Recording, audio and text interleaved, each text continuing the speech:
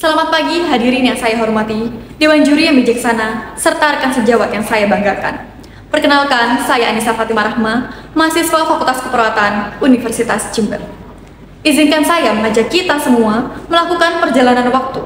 Bayangkan, di era 1980-an, ketika perawat seperti nenek saya harus mencatat kondisi pasien di buku yang tebal, menghitung denyut nadi dengan jam tangan yang sederhana, dan berlari dari kamar ke kamar tanpa alat bantu apapun selain insting dan pengalaman. Kesalahan kecil bisa berakibat fatal, karena teknologi hanyalah sebuah mimpi.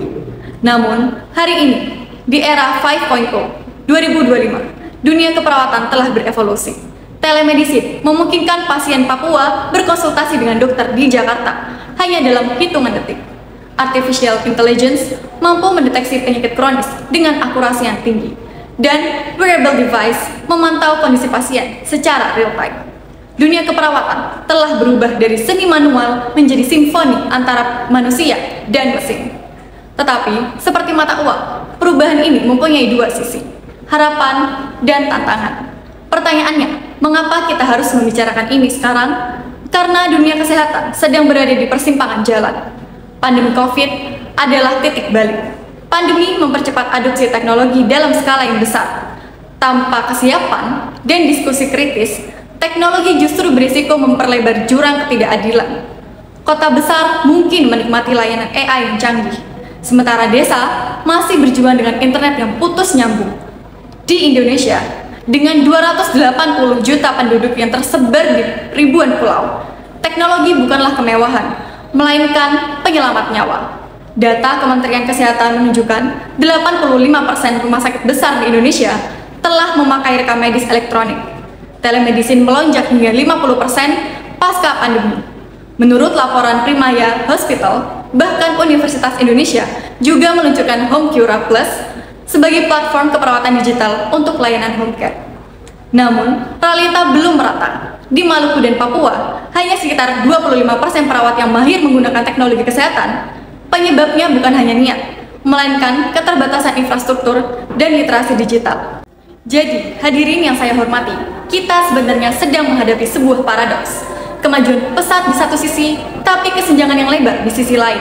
Singkatnya, teknologi adalah pedang bermata dua.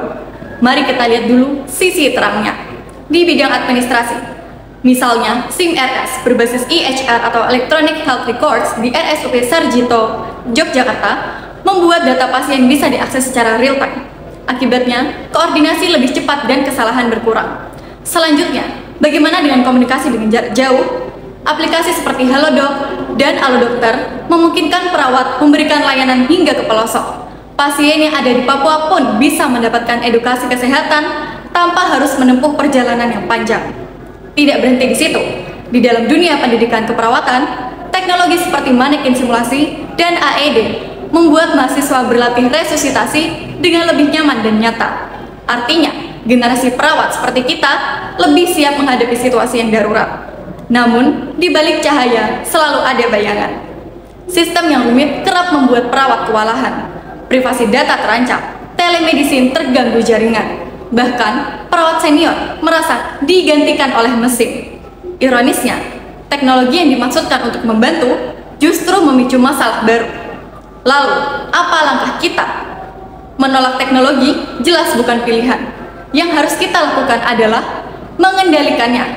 Pemerintah perlu memperluas infrastruktur digital, kampus wajib menanamkan literasi digital, dan rumah sakit harus memilih sistem ramah pengguna, dan perawat muda harus berani belajar serta menjadikan teknologi sebagai mitra, bukan pesaing. Sebagai penutup, mari kita kembali pada esensinya.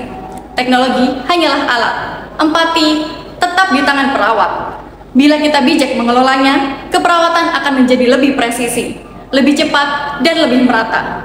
Teknologi bukan pengganti perawat, melainkan sahabat yang memperkuat peran perawat dalam merawat manusia dengan lebih manusiawi. Sekian dari saya. Mohon maaf apabila ada kesalahan kata. Wabillahi taufiq wa hidayah. Wassalamualaikum warahmatullahi wabarakatuh.